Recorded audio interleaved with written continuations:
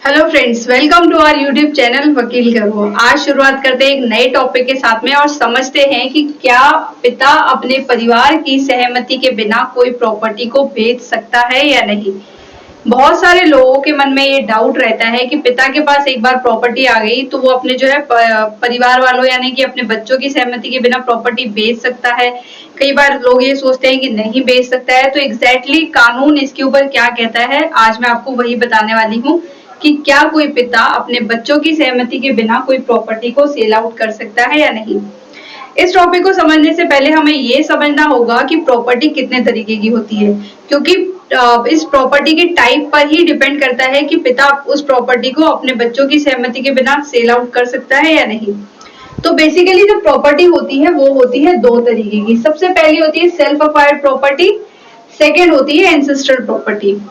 सबसे पहले समझते हैं कि सेल्फ अक्वायर्ड प्रॉपर्टी क्या होती है। इसे हम हिंदी में स्व अर्जित संपत्ति कहते हैं। सेल्फ अक्वायर्ड प्रॉपर्टी का मतलब ये होता है कि जब कोई व्यक्ति अपने जीवन काल यानी कि अपनी लाइफ टाइम में रहते हुए अपने पैसों से कुछ प्रॉपर्टी को परचेज करता है, कुछ प्रॉपर्टी को खरीदता है, तो वो प्रॉपर्टी कहलाती है स्व अर्जित संपत्ति, क्योंकि वो उससे अपने द्वारा कमाए हुए पैसों से जब वो प्रॉपर्टी खरीदता है तो वो जो है सेल्फ अक्वायर्ड प्रॉपर्टी कहलाती है।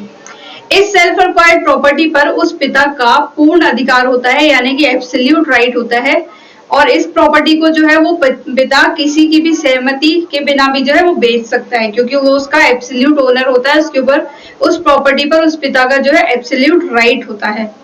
इसमें जो है उसे अपने बच्चों के द्वारा जो है परमिशन लेने की जरूरत नहीं होती है कि क्या उस संपत्ति को वो बेचे या ना बेचे। सेकेंड होता है एंसेस्ट्रल प्रॉपर्टी, जिसे हम हिंदी में पैतृक संपत्ति कहते हैं। पैतृक संपत्ति वो संपत्ति होती है जब जो प्रॉपर्टी है उस व्यक्ति को अपने पूर्वजों के द्वारा प्राप्त होती है तो वो कहलाती है पैतृक संपत्ति। जब प्रॉपर्टी 3 पीढ़ियों से लगातार आते हुए जब चौथी पीढ़ी को वो प्रॉपर्टी प्राप्त होती है तो वो कहलाती है पैतृक संपत्ति यानी कि एंसेस्ट्रल प्रॉपर्टी। इसे एक एग्जाम्पल से समझते हैं और देखते हैं कि एंसेस्ट्रल प्रॉपर्टी यानी कि पैतृक संपत्ति क्या होती है। यहाँ पर मान लो डी एक कोई बेटा है, इसे जो प्रॉपर्टी अपने परदादा के द्वारा प्राप्त होगी तो वो प्रॉपर्टी कहलाएगी एंसेस्ट्रल प्रॉपर्टी यानी कि पैतृक संपत्ति। मान लो ए कोई व्यक्ति है, उसका एक बेटा पैदा हुआ, वो उसका नाम है बी। अब बी से जो एक बेटा पैदा हुआ वो सी से जो एक बेटा पैदा हुआ वो डी। अब ए की मृत्यु के बाद में जब प्रॉपर्टी जाती है बी को, बी की मृत्यु के बाद में सी को प्रॉपर्टी जाएगी, सी की डेथ के बाद में जो है जब डी को प्रॉपर्टी जो प्राप्त होगी ये वाली प्रॉपर्टी, तो ये जो प्रॉपर्टी कहलाएगी डी के लिए ये पैतृक संपत्ति कहलाएगी यानी कि एंसेस्ट्रल प्रॉपर्टी कहलाएगी। यहाँ पर जो टोटल 3 पूर्वज हो गए हैं, इन 3 पूर्वजों के द्वारा जब किसी चौथी पीढ़ी को जब प्रॉपर्टी आती है जब चौथी पीढ़ी को प्रॉपर्टी मिलती है तो वो कहलाती है एंसेस्ट्रल प्रॉपर्टी।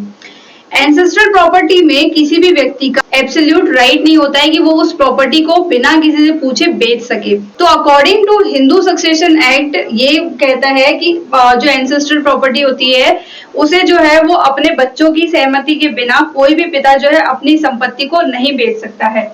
अब एंसेस्ट्रल प्रॉपर्टी में ध्यान देने वाली बात यह है कि एंसेस्ट्रल प्रॉपर्टी में जो बच्चा जैसे ही पैदा होता है उसके बाद में उस एंसेस्ट्रल प्रॉपर्टी में उसका जो है अधिकार उत्पन्न हो जाता है।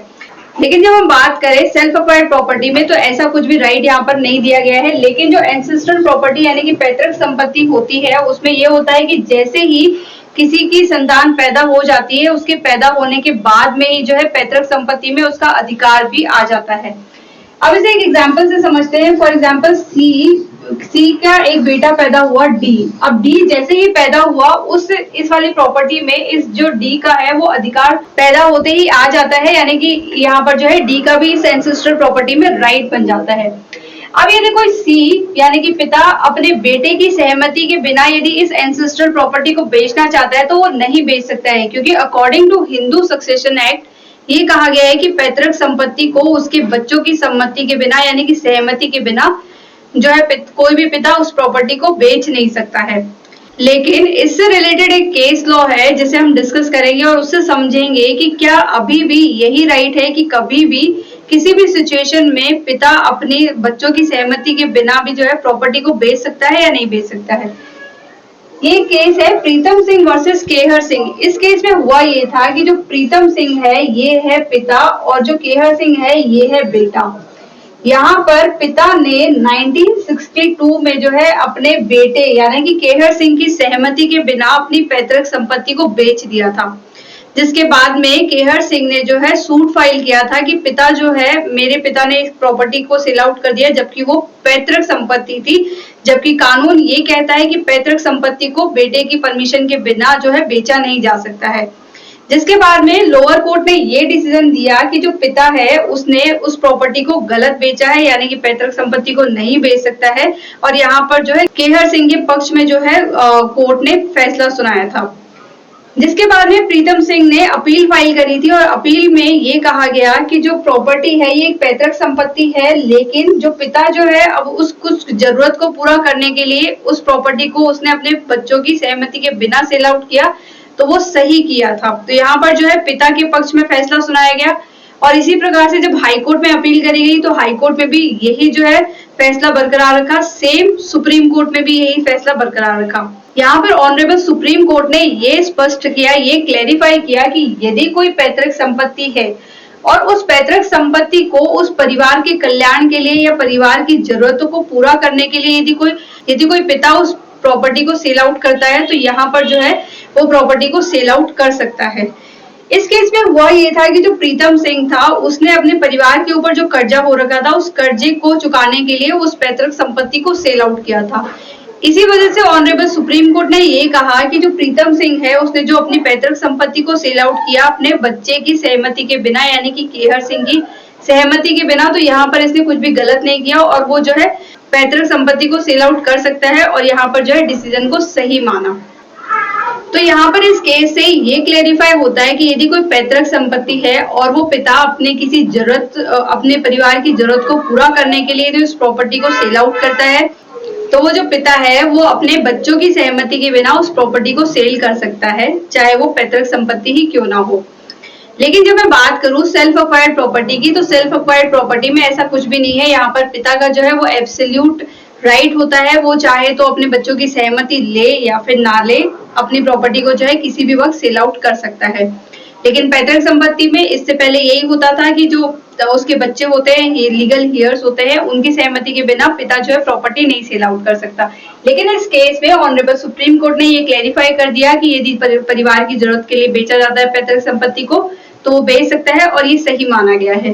तो आज का हमारा टॉपिक यही था कि क्या पिता अपने परिवार यानी कि अपने बच्चों की सहमति के बिना किसी प्रॉपर्टी को सेल आउट कर सकता है। तो यहाँ पर दो सिचुएशन है, यदि वो सेल्फ अक्वायर्ड प्रॉपर्टी है तो वो सेल आउट कभी भी कर सकता है क्योंकि वो एब्सोल्यूट राइट रखता है यहाँ पर।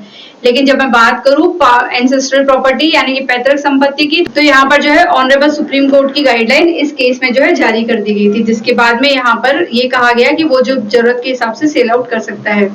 तो आज की वीडियो के लिए बस इतना ही। मैं उम्मीद करती हूँ कि मेरे द्वारा दी गई इन्फॉर्मेशन आपके लिए यूजफुल रही होगी और प्लीज लाइक करें, शेयर करें, साथ ही साथ हमारे यूट्यूब चैनल वकील गुरु को सब्सक्राइब करें। Thank you.